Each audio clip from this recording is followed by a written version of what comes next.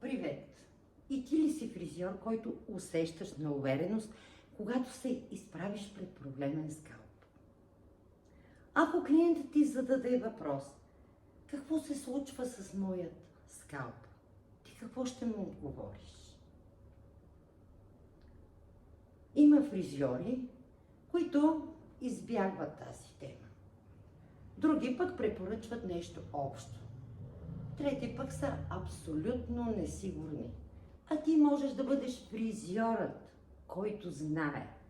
Индивидуалната менторска програма Стефи и тайните на здравата коса е за фризьори, които искат да имат увереност при проблемен скалп. Искат реална експертност, а не догадки. Искат да дават решения с реална стойност на своите клиенти.